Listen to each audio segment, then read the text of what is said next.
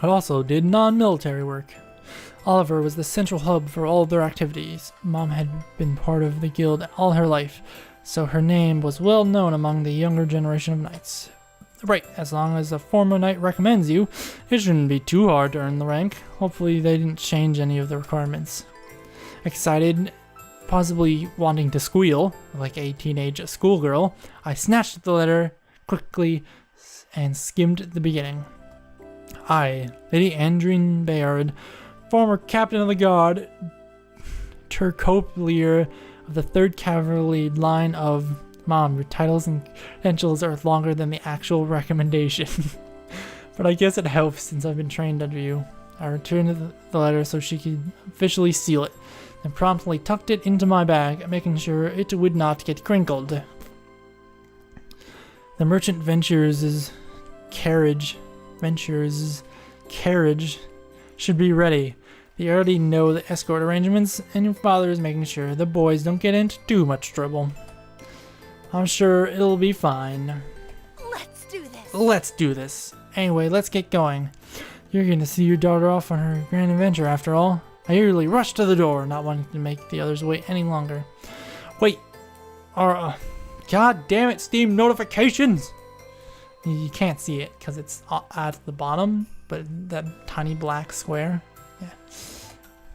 I halted, pivoted, noted a cautious tone in her voice. Yes? She sighed and folded her arms. Well, originally I was going to cancel this whole arrangement. What? Why? The merchant was rather vague about the contents he was carrying. I usually like to confirm everything with my own eyes, since it's not just for the safety, but also for mine and that of the other escorts. I highly doubt the package will contain monsters or anything sinister, maybe some explosives, but that's a different story. Are you sure you're not overreacting? I mean, this is your daughter getting involved. She paused and mulled over my suggestion carefully. True, it may just be overprotectiveness. This is the first time my daughter will go off on her own after all. She nodded modestly to herself. Still kind of works. And accepted her agreement. Right! Thanks for organizing everything. Now come on. As expected, Dad, Care, and Ilmari were at the edge of Berry with another group of people who were just yawning by the trees, with the carriage stationary on the main road. Care was pacing while Ilmari was chatting happily with my dad. The coachman waved to acknowledge us, and I approached the open window of the vehicle. A middle-aged man sat amongst the silks and pillows, who suggested I was protecting a wealthy merchant. Mr. Ormond, was it? I'm Auralee, and my companions and I will be escorting you to Oliver. I assure you we're trained, and you'll get there unharmed. The others are well versed in magic. I was pretty confident about that obsession, at least. He nodded, and I was unsure if he was nervous or just reserved. Thank you. Shall we set off straight away? Yes, of course. It's no problem. I glanced down and saw an ornate box that was long and narrow, and I tried to fathom what it was so important that they needed to hire protection. Maybe a sword? It was the Sword of Eden. Wanting to ask about the contents, but I decided against it. My priority was getting to Oliver. The quicker the better. I made a mental apology to my mother, rationalizing she just saw me worrying over nothing. Let's do this. Believe it. Heh! Alright, it seems everything is ready. We're moving out.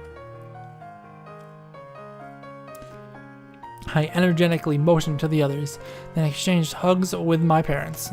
I promise I won't be gone for too long. I'll definitely be back in time for the harvest.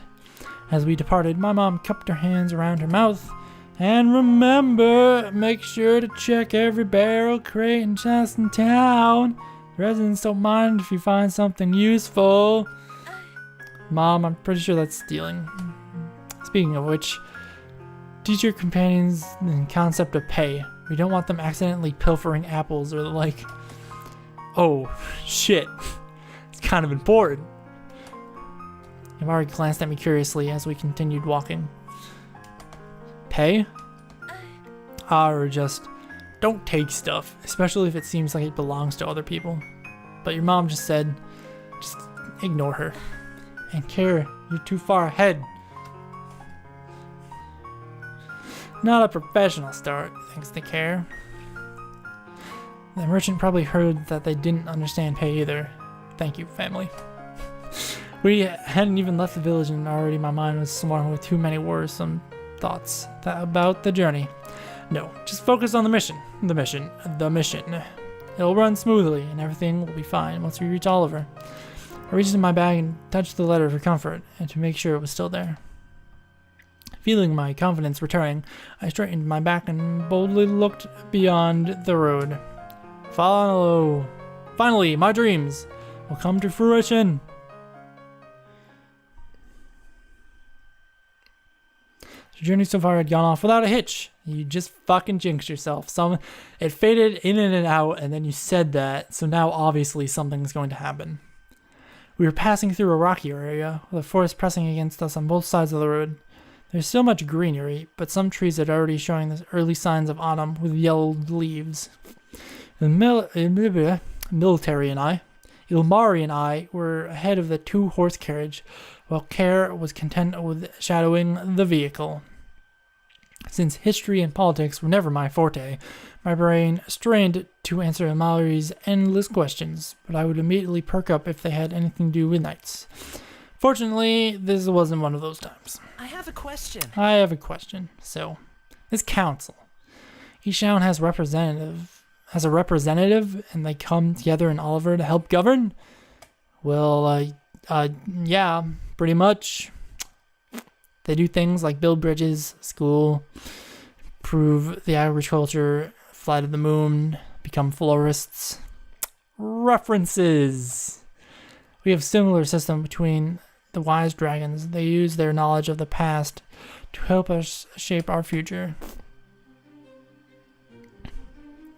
Hey, Mari.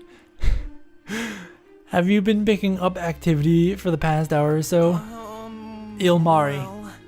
It's Ilmari. And, yeah, I have, but I wasn't sure if it should be brought up at all. Paused and touched my hilt, but let my hand drop, lest it would reveal I suspect something. Activity? Are we being followed? The two exchanged glances, and Ilmari appearing more apologetic than Care. I'm sorry. It's probably important. Probably should have said something, but we're all about to die. I wish I had your hearing abilities, but still, I feel so inattentive. I surveyed the forest, noting any jutting cliff sides if we were to be ambushed. How many? Like 5 or 6? Oh. Do you think these followers have a malicious agenda? I don't think Heavenkind would be the hostile type. Well, I wish I could say anything was peaceful, but disputes and fight still arise. There's always exceptions. Dragonkind are generally harmonious, but clashes still occur, especially when dormant young males are expanding their territories, and they happen to overlap. It can get quite intense and scary. Not speaking from experience or anything. Of course not. I never assumed. Annoying. Bah, weak. Wait. Oh no! Oh no! Fuck! Fuck! Oh no! Fucking shit. God damn. I will... Let me just pause the recording and I'll be right back. Just a small problem going on my desk. Just a small one. I hit Alt-L. That is not the pause key. Let me just say that I am not a smart man. You would think one of these times I would, smarten up and not put the glass of liquid in front of my mouse on my desk. This is at least the 20th time this has happened. Knocked it over, thankfully away from my computer, and onto everything paper related that it possibly could have hit on my other side of the desk, which is now clean, because all of the papers that I had got trashed. So now that that's done, the screaming has happened.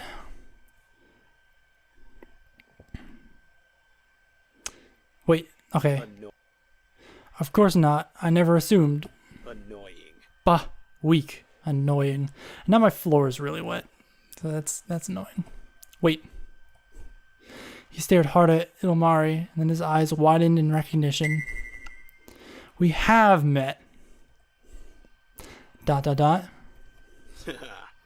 Care let out a boisterous laugh, clearly amused by the whole situation. Sorry about that territorial instinct. That lake had a nice beach. Step between them. Any more tension could arise. Stay focused. Stay focused. You just said we were going to be killed by 5 or 6 people. Can we save the border debate for another time? Right now, we have to focus on the people pursuing us. Wish you told me sooner, but at least now we can anticipate any attack. Let's keep it from the coachman and our client. We'll feign ignorance in the meantime and hope nothing bad will come out of it. I'd rather avoid a battle if possible. Realizing we've been standing around, we quickly resume our march.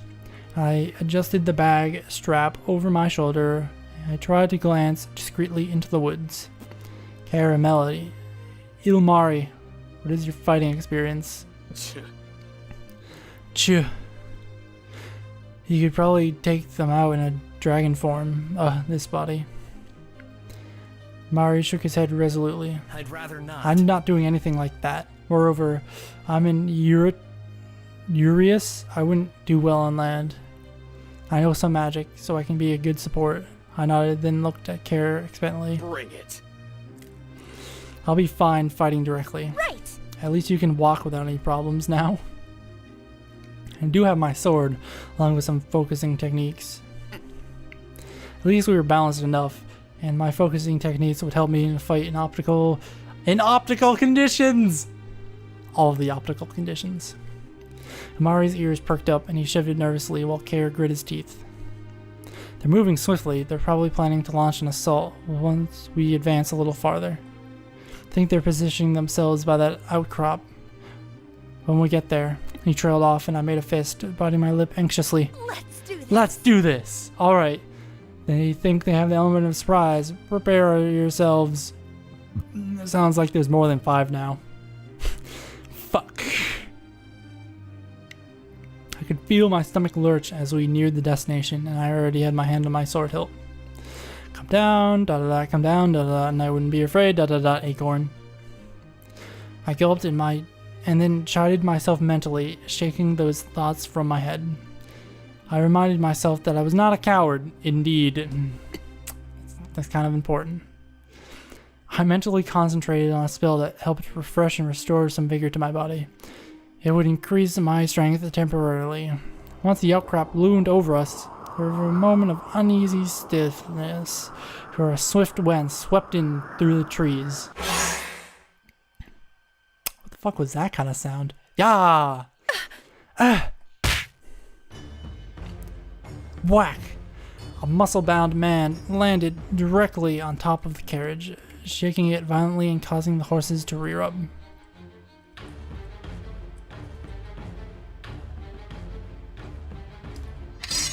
Coachman tried to settle them down as the attacker leapt off the vehicle.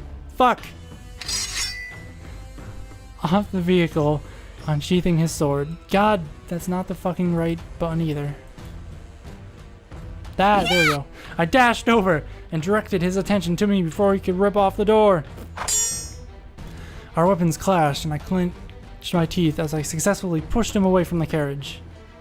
I could hear the scuffling of feet as more men emerged from the forest, and my heart plummeted. They're out-enameled nearly 3-1. Oh no! Not only that, all the attackers seemed too organized to be a mere bandit group. My opponent's sword fighting skills were fine, and their outfits were too proper. Not to mention that they followed us for some time, according to Kare and Ilmari. Yeah, take that! I dodged one of his slashes and knocked him out with the blunt side of my sword. I did not want to resort to taking a life if I could help it.